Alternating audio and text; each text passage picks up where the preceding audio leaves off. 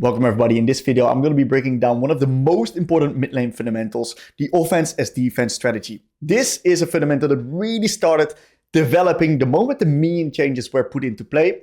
And it's a strategy that you can use to avoid bad lanes or get lane control in matchups that you shouldn't really have priority in. This works on any champion with a little bit of wave clear, or champions that run D-Shield plus second wind. Now it's explained through a coaching session that I ran together with an Ahri player versing off against Orianna, and he understood what offensive defense was and what he wanted to do, but all the intricacies and the small little details, he didn't really know how to actually apply it. So this video will do a really nice job setting a baseline understanding of what the offensive defense strategy is, and what all the specifics are that you need to understand to make it work consistently.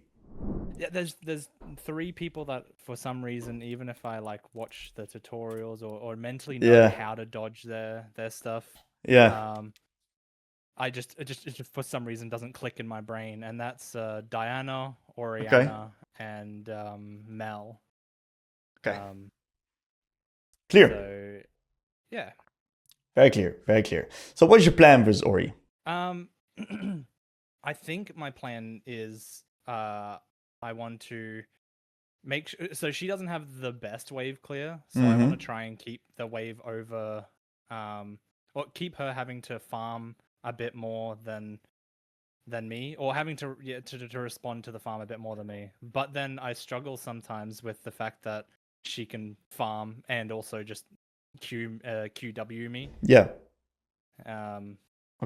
Which just I know there's like a circle and a radius from that, and I know I can use my W reactively, like especially if she throws her W from herself, I know I can press W and pretty much get out of that damage there. But when she holds her ball like on my wave, and that's I just struggle with that. Okay, so you're really struggling to apply offense as defense, and you're just getting lost in the options here. That's basically what it's about. Cool. So we got a bunch to unpack here, all right? We got a bunch to unpack. I'm also gonna like showcase and compare this towards my own VOD, in which that I play offensive defense, and we're just gonna see side by side what I'm doing differently to you and why it's working for me and not for you. Okay. So I'm going to use this Vel'Koz example. We're going to go a little bit back to our VOD, and I'm going to point a few things out, and then I'm going to showcase how it's done using my own review, all right? So first things first, I like how you contest the push, right? This is good. You're out-attacking, really nice stuff. One of the key things you have to understand is that your Q is actually a really good ability versus these mages, and this is an ability that I would definitely try to leverage. The way that I want to position is I want to try to get into positions where I'm dancing the tango with these type of champions, okay? What do I mean with dancing the tango? I want to stand opposite of their wave state location. So if they stand right here, I want to start standing right here. This does, one, makes it harder for them to trade, and two, because we're further away than if we stand on the same side, and two, if we trade, we can go for high value Qs through the wave. Make sense? Yeah, right, yep. Okay, so that's what I mean with dancing the tango. Now, I'm going to show you exactly what that looks like using this Akali game. So in this case, I'm playing versus Victor, okay? What I want to do is I want to farm the minions, but I also want to hit Victor. If I walk up and just Q the Victor, I don't get the creep. So I intentionally Q while I need the last hit, so I can also hit him. Look what I do right here. Look how much to the side that I'm walking, so I can line him up with the minion and the Q. Otherwise, it would only Q the minion, and then the value of my Q would be a lot lower. You see how I'm forcing this tango here? Yeah. Okay, that's also what we're going to do on Ahri. We're going to move into such ways that we dance with our opponent, which is also really good for this Orianna, because then if Orianna is going to try to Q you right here, like Bob, and she's going to place the Q down there, what we're going to do is we're going to dance again. So we're dancing, and we're then moving to the other side of the lane, making it now harder for her to land the next Q, because there's just a longer distance, so we have more time to respond to the Q. Right. And if you stand in the middle here, it's hard because she hits, number one, she hits the wave, and number two, she now has the ball in the middle, making it easier for her to land her next Q, because the distance is shorter, you have less time to respond to the Q being cast. Make sense? Yeah, that makes perfect sense. Beautiful. Okay, so you do a decent job here on the wave 1. You push it in, you harass the Orianna a little bit. Trading like this is good for you in this matchup, as long as you keep the push, okay? Because if you have the push, you can reset whenever you want. That's one of the benefits of playing offense-defense. So what I would do here on this wave 2, right, is I would stand up a lot more aggressively. Why? Because we're going to reach level 2 before this guy. Because we've already had the first wave cleared. She still needs to have 2 casters, right? And if we are level 2 versus level 1, trading is good for us. So I wouldn't be shy standing up here and trading. Now, what happens is that we miss this Q because we have to walk all the way from Narnia close to her and then only we Q. Instead of us pushing her away and forcing her to run into us, we're running into her because we're doing some Narnia gaming here. Make sense? Yeah, and I'm guessing because even though she would hit me with the Q being that aggressive, because I hit level 2, I can trade a lot more. Is that the concept? That's 100% true. And because your wave is then in a good position, right? Even if you take the worst trade known to mankind, even if you take a fucking tower shot, you can just reset because your wave's pushed out. Right. Right? Worst case scenario. Like sometimes worst case scenario will happen. Now, what we see here is that our Qs now lead us in a position where we don't crash wave 2. And now the wave is actually going to be slow building towards us because she has a slight mean advantage. We're not queuing the wave here. We're not playing for push. And what happens is because we're not playing for push, she now gets to this position where she can stand her ground really well. We're not playing offensive defense anymore. We're not pushing the wave. And this is where the wave is going to get rough. When the wave is going to get neutral, neutral wave states are really trade heavy. And that's then going to favor the Orianna, of course. I also think that we get a little bit overwhelmed with our Qs. And I understand that, right? You're getting a little bit overwhelmed with these Qs. If you miss them, pretty rough because this is where the most amount of our damage comes from. Yeah. Okay, let's put this next to the Vel'Koz game that I wanted to show you. What I'm going to do versus Vel'Koz is push, just like you. If you can start Q, you can start W, it doesn't really matter. Now, what I do is I just make sure that I push in the wave. I threaten him. You see, I'm not playing in Narnia. I'm actually playing a little bit more aggressive here. Yep, he just used his Q to hit that minion. So I'm now going to look to trade onto him. Trading is good for me, remember? I try to outspace his Q, but he has a really nice Q angle and he actually hits me back. But you see how I'm happy to trade because I got the wave advantage. I don't mind trading, okay? I can reset whenever I want. Now you see that I've grabbed up level 2 quite heavily, and I'm going to make sure that I'm going to crash this wave state. This wave state is really important to crash because if I crash it, the next wave comes out back to neutral, and on neutral, I can keep pushing again. Right? I can instantly apply offensive defense. Reactive W towards his W, and now we're going to try to Q him onto the minion. I denied him the creep there, not too bad. Now the most unfortunate thing happens. I take the tower shot. I take the most disgusting trade from 2025 here. So a lot of people would be panicking, right? Oh no, my lane is fucked. Doesn't matter on Ahri. Look what I do, all right? I just throw the Q onto these minions here. I still got a pot left. And what I'm going to do is I'm going to hard push the wave, grab up level 3 first. And because I grab up level 3 first on this next wave, I'm now in a position where I can just reset and come back. Even though I've lost the trades, I nuke the wave state, I reset, and I just buy myself an amp tome and come back. It's fine. And we have an earlier reset than lane opponent, so we're going to do the exact same thing again, right? He didn't even reset because he lost some creeps by the strategy that I played. If you get pushed in on a tower, it's brutally hard to CS. And what I do is just rinse and repeat the exact same sequence. I push the damn wave, I force him to respond, I get myself some nice quality vision.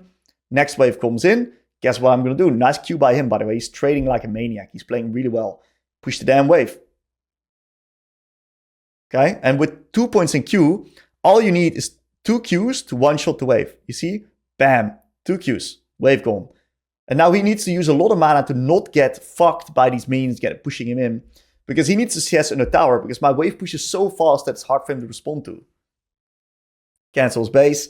If he would have reset here, totally fine. I just hard nuke the wave, reset myself. Rinse and repeat, right? Hard push this damn wave, constantly force him to respond, and I'm keeping up the pressure, and I'm denying him a lot of minions by just forcing him to respond to my waves. Now he's resetting finally with his TP. So what do? Look what I do, right? I'm early on the wave, 2 Qs into one shot the wave.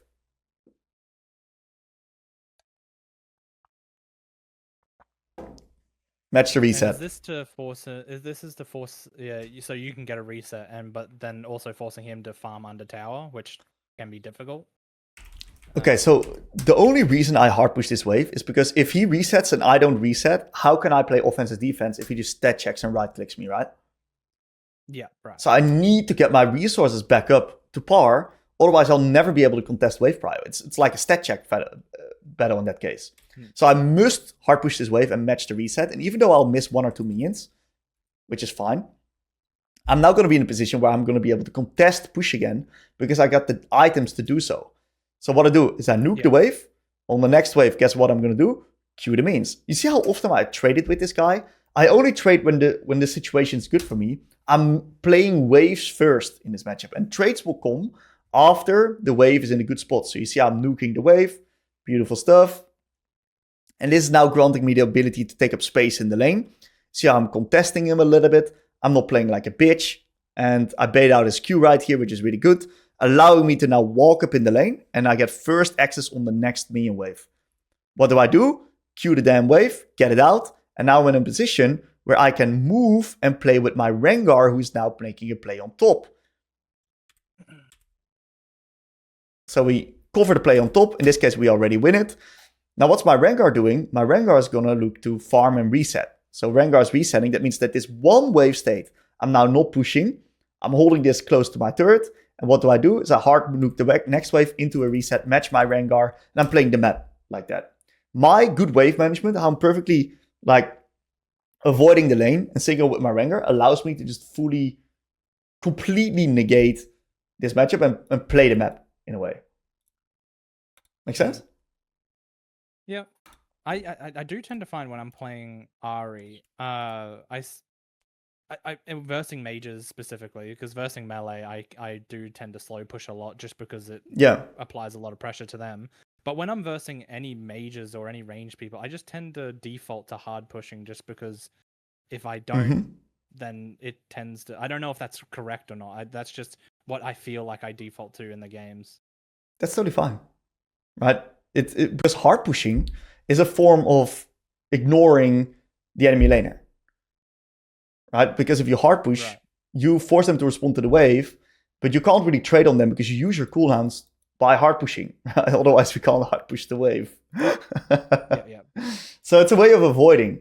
And if you can get towards your level 7, your wave clear breakpoint without any crazy chaos or trading, you're more than happy to do so. So, and of course, there's nuances. Like if you're gonna be master and you come in on a session with me, I'm gonna tell you that you need to sometimes slow push waves and get very specific. But at your rank right now, you need just know the baseline strategy, how to execute upon that. And if you over push a wave, if you hard push a wave, that you should slow push, and therefore you miss out on 300 damage on the enemy laner, I don't care. It doesn't matter. So I'd rather have you just hard push. So this reset is fantastic because now you reset before the enemy laner. And if you reset before the enemy laner, you're now in a position where you can get first move on the wave, allowing you to once again try out this offensive defense, okay? So what should we do here? I should be moving up a lot more to contest her. Okay, who's in control right now? Oh, definitely me with my health advantage. Exactly. So do we want this guy to reset? Ideally, no. Okay, he still has TP up, right? So we need to pin this guy in the lane for as long as possible, because the longer we can pin this guy in the lane, the better our position is going to be as Ahri, because he can't trade for us, that's for sure right now. That's how low he is. So he's one charm away from dying. So if we can extend this position, that's really good. So we got to do everything in our power to prevent this guy from resetting. And that means that right now, on this wave stage, should we hard push or slow push? This is tricky. I'm baiting you. I'm setting you up for failure here. I'm so sorry. So sorry. I'm guessing it's hard push, because if I hard push, then they have to respond to the wave before it gets to the tower. That's what I'm guessing. So is he currently basing or not? No. Oh wait. So if he's not currently basing, then slow push, because then he has to come up to the wave. He has to actually extend to get to it. Exactly. It could be. That's right. So remember what I just told you. If you're master, this is exactly what I would do with you. If you decide to hard push this wave right now, as long as you play with the intention to keep this guy pinned in lane, I don't give a fuck what you do with the wave state, right? You gotta, of course, take a look what's happening on the map. Your Kindred's on downtime, you got no vision out, your bot's on downtime, so you gotta be careful of getting ganked. But what I care about, especially since you struggle in how to approach these lanes, is if you play with the mindset to keep this guy pinged, right, and prevent him from resetting, that's what I want to see. That's what I care about. And if you make a mistake here or there or a small missed opportunity, it doesn't matter at the moment, okay? So I would go for slow push into this guy. I want to make sure that he does not ever get the opportunity to crash a wave state and reset. So this Q is totally fine. I would get myself some nice little vision. And I would not be shy of trading with him right now a little bit to make his position even more uncomfortable and potentially force him to like be in a spot where he's going to be able to miss minions, basically. Yeah. Great. So this is nice. I would definitely get my wards out. We need our wards out. For example, after this push out, it would have been a fantastic position to get yourself a nice little ward. In this case, looks like our Kindred's clearing to top side, so it would be nice to get some vision up towards top side here. Come toward that bush right there. I think you don't have the time for a yellow ward, but it's just the mindset of making sure that we get control of the lane and we make sure that we don't lose it by randomly getting ganked. But this Orianna's making a massive mistake by staying, and we can really leverage that. So I love your aggressive positioning here. Really nice stuff. And I love that you also don't hard push this wave in hindsight. Because if you do, she can just catch the tower and then reset with TP without losing too much. I think I kind of knew that when I was doing it, but yeah, obviously I probably didn't execute it super well. Good enough, dude. I do know when it comes to like vision and stuff, when I'm playing either against an Orianna or a Diana, especially a Diana, my entire stack of my brain just gets dedicated to not losing to my laner. Yeah. And everything else just goes out of the way. When I'm playing against I don't know, like a Vex or something, you know, just or even Yone, I feel like I have so much freedom just to go ward and go do objectives and stuff, but it's these matchups which I just which is struggling. Understandably so. So this is a really interesting moment in the game, okay? This is such an interesting moment. And I see what you're trying to do here. So can you elaborate what your thought process is? You're like, I kind of want to kill this, but I don't really want to kill this guy. It's probably what's going through your mind, huh? Yeah, basically. Okay, so what are you hesitating about? I didn't want to use my ult here or anything because of the dragon fight. Yeah, I like that. You know, there's an argument that you can, of course, brute force the kill here, right? Totally viable. In that case, don't use your W right here. You can brute force the kill. That's a viable play. I wouldn't even mind it. You know, I think I wouldn't mind it. It's fine. But there's also an argument that instead of even like playing on this Orianna, we want to move over towards the dragon and complement our team. Now, there's a lot of arguments to be made here, because if we do that, we might give the Orianna a free tempo timer to reset. So at the highest level, what I'm looking for in your game right now is, okay, do we understand classic RE reference points, right? Once again, if you're master tier, we're going to go really specific, but right now, I really love the way that you approach it. And yes, you missed the kill opportunity. And yes, the dragon play didn't perfectly play out the way you wanted because you weren't actually there, but you were actually staying on mid. And therefore, it didn't like perfectly work out. So the end result kind of sucks, but your mindset, I don't mind it too much. I see where you're coming from. I see why you're doing what you're doing. So I respect it. Not too bad, in my opinion. Okay?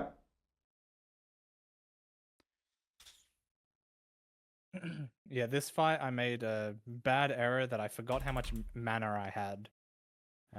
I was not paying attention to my mana. And then I realized I should have left. I should have just accepted the fact that people were going to die.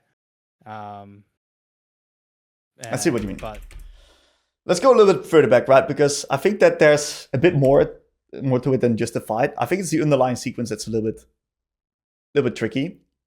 So what I would have probably done here, given this position, is I think it's fine for you to move over. But we know that Orianna's basing right now, right? And what we want to do is we want to be able to contest her on the next wave. We want to keep playing offense and defense.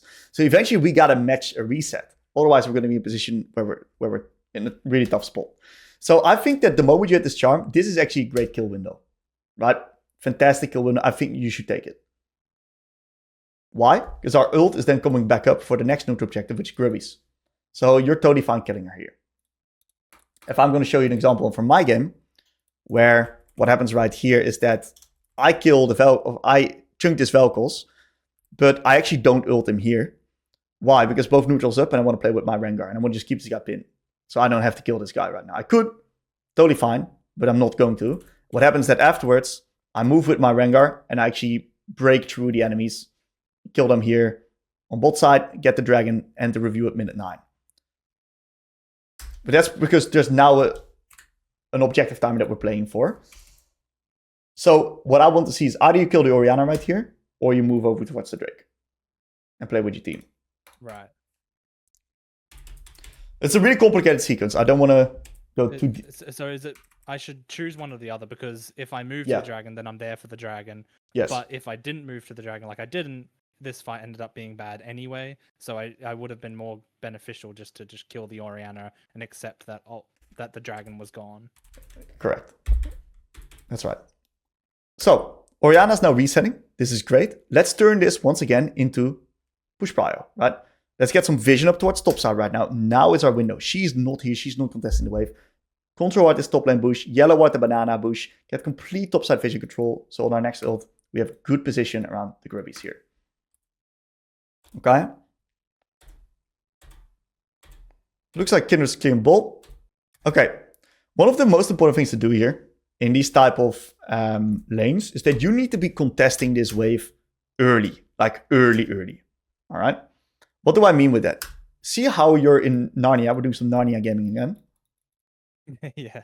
All right. It's impossible for us to get push prio, or at least play offense and defense, if we're playing in Narnia, because she has first access to the minions, right? Yes. Yeah. Okay, so let's see what I do the moment I have victory. I win. That's what I do. See, what I'm doing here is I'm contesting. Even though I'm a little bit low and I know I need to reset, I'm contesting this wave state deep. Because I know that I'm in a position where I need to try to get this wave out. Now, it doesn't perfectly pan out for me, but it's the thought that matters. I'm trying to contest the waves deep right here because it's going to allow me to get first access onto the waves. And that's going to allow me to then get push prio and take control of the lane. Yeah, I have this really weird habit at the moment that is... It's a bad habit. It's just started recently. I'll be looking elsewhere on the map, what my team is doing, what's happening, and I'll be like full focusing on them while walking to lane or something. And then I'll literally just be standing in the middle of the lane for like 5 seconds doing nothing. Okay. And then it's gotten me in so much crap recently. Okay. Let's identify if we can actually speed up this process here. You gotta hit those cannons, dude. You're looking like Curtis. Oh. You're looking like Curtis. Don't worry. I hate missing the cannons, but for some reason I just always do. Okay, let's first see how we approach this. Okay, I like your Q. It's a really high value Q. That's a good Q. So I think right here, this is where we were a little bit inefficient. So you see what you're doing right here. This minion, for example, you don't necessarily have to hit this minion at melee range or like at auto attack range. This minion, you could clear this minion already like from here. So your movement towards the side of where you want to go to is faster. Now we're going to look at how I do this right here. You see that my Rengar wants to play on the dragon. So what happens is that I'm going to nuke this damn wave because there's going to be a play happening. And then you see where I'm clearing this melee minion? I'm already max range clearing this creep. And therefore I'm closer to my Rengar being faster to the next play. Okay? Yeah. So what happens right now is that we're in a position where we could have had this entire sequence be out 3 seconds faster. You have 3 seconds more time to think, 3 seconds more time to place your vision, 3 seconds more time to do whatever you want. And that would give you a little bit more time to maybe you would already be halfway down the river and be able to impact this ball play. You don't have R in this case, but I just want to picture what would be possible if you're faster, you know? Yeah, yep. Okay. So this is something that I've seen throughout the entirety of your review here, is that you seem to lose it the moment you get into these skill check positions. Why? What happens with you here? Do you feel anxious, stressed? What's going on here? Um, I'm honestly not sure, but there are those moments where it's just like I think I'm thinking too much about it. I'm like, if I don't trade with her here, well then that's over. So I try to overcomplicate it. Okay. When I, probably should have just. I don't know. I maybe should have just let the next wave come in instead of trying to fight this. Okay, why is fighting Ori not that good? I gotta say I don't really know. Okay, so do you know what Orianna wants to do as a champion? What's her strength? She is a control mage, so I think she wants to be at objectives and stuff early and stuff, and then absolutely damage them. Absolutely, she needs to be first. Damage people coming. Yeah. Correct. And the way that she does that, especially for champs like us, is by beating us in the trades. She's a very strong trader. She's a really good small win-oriented trader. And these control mates like Victor Ori, they're really damn good at pitting you in the lane by winning the trades, pitting you in the tower, therefore getting wave control, therefore setting up vision, and therefore being first on these neutrals. So Orianna wants to win the trades. Now, you as Ahri have a wave clear advantage, which you can use, and therefore you can negate this nasty trading from her. But if we just look at it in face value, if you and her take an extended trade, who wins? I'm gonna say probably Orianna. She's got more damage. Yeah, she's got shorter cooldowns. QW. Exactly, shorter cooldowns. Her passive, which give her extra damage on hits. It's like a mini conqueror in a way, only on auto attacks, and that's what makes her a really good extended trader. So she's also got a shield as well. She does, and if you lose HP, right, and you're lower, it's a lot harder for you to impact the map than it is for her, because you want to impact the map. You want to play outside of your lane, and if you're low, it's hard for you to do that. So trading in general, starting from this point, is going to be quite good for her, because it can allow her to pin you down in the lane. And that's what we want to prevent. So even though that we throw our abilities completely to the moon, right? Because these went to the moon, dude. Don't look, it's fine. Regardless of what happened, this was not a smart play to take. Okay? We need to make a respond to the wave. If you got the safety net of your wave, right? If you got a big-ass wave next to you, you could do this. Because then these minions will back you up. That's totally fine. But right now we got no wave, right? She even's got a minion right there. And we take an extended trade. It's just losing first. And we get ourselves killed. Tough one. Okay. So we have no R now too. Looks like we lose the grubbies. Okay. We get the push here. This is not bad. I like what you're doing. We're getting close towards our wave free breakpoint. Yeah, I like your W usage there. Creative. Nice. Little bit too close to the beans here again, right? Yeah. There's a few things I realized like throughout this game that are like what I needed to do better. And sitting on minions I realized was the worst one. Yeah, it allows us to get really high value spells. Another one to realize is we're running out of pots here, right? We lost our refill. She is winning the trades right now, but we did get a nice little push out. So this would be a fantastic moment to actually opt in for a reset right now, because Dragon spawning in 38 seconds, which means that we might be able to contest it. Maybe. Bot lane conditions aren't the best, but at least we can set ourselves up for proper tempo. By resetting, buying some nice little items, coming back, and then we're in a position where we can potentially contest the neutral objective, or at least the bot side control, because we have a reset before her, and the next wave is a cannon. So this would be a really nice reset opportunity. Because we don't take it, we're now basically pinned. We can't hard push and crash a cannon wave, so we're basically pinned in the lane, and now Orianna is in control. Okay, man. We went fucking deep. We went a little bit deeper than I usually go with silver players on these type of lanes. But do you have any other questions? No, not really. I had a question just like quickly from the last guy that I heard, and it's a question that I've had a few times. Yeah. It's people responding to waves and stuff, and forcing the enemy to respond to waves. Yeah. Let's say that dragon is up, and your top lane, you've got teleport, and you're trying to get someone to respond to your top lane push, and then teleport into the dragon fight and have a 4v5. What if they just don't respond? Like, do you just still go to the dragon fight and risk a 5v5, or is it better off to just push that lane? Like, I don't know. Sometimes good question. That lane, then they just don't respond. Really good question. So there's a few ways to look at it. Okay, right. If the enemies are on Drake here, and you're pushing out top, and your team is also set up on Drake right here, and we got the top lane pushed out. It really depends on a few different factors. Number one, can we even win the fight? If it's a 5v5, do we win? Are we strong enough to win? Then do we also have a good position? If the enemies have complete control and they're blocked off the chokes right here with vision, it doesn't really make sense in brute forcing through their setup, right? So how likely is it that you win the fight? Because if you can still win the fight with the top lane wave pushed out, it's good because eventually the wave will then be lost to the enemies. And if you're lucky, it will even push back into you.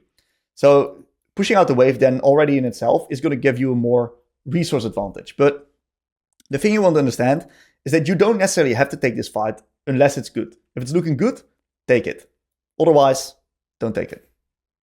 Okay, so then it just comes down to the nuance of the game. Like if they're 10 kills ahead on their team and they've got a 5v5, they're obviously going to win. We're taking the T2. A lot of money in our pocket. Nice way to get back into the game, for sure. Yeah. If it's Hextech Soul, we're fighting. You know? But then we probably shouldn't even be on top lane to begin with, 30 seconds from Drake. Because then we probably need to sacrifice a little bit to get the position and win the fight in an easier way. Yeah. Okay, for you, right? To really make it practical.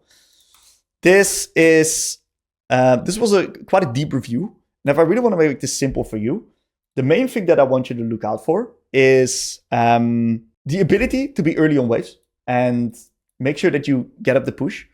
And if you ever take a bad trade, what I want you to do is I want you to go into the review, figure out why you took the bad trade. You could even go 30 seconds back, figure out how you got into the position that you took the really bad trade, what you could have done against it. Most likely it's a bit of positioning. Most likely your wave is not in a super good position. And that leads you to taking these rougher trades, while otherwise you would be in a pretty good position. Because I see what you're trying. We just need to refine a little bit here and there. Clear? Yeah. No, that's easy. Beautiful, man. Well, not easy, but straightforward. Perfect. Next time this happens and you feel like you need a little bit of help, don't be shy to shoot me a DM, clip it, check in the Vault Questions channel. It's totally fine, okay? Yeah, awesome. Awesome, mate. Good luck in your games. Cool, thank you. No problem.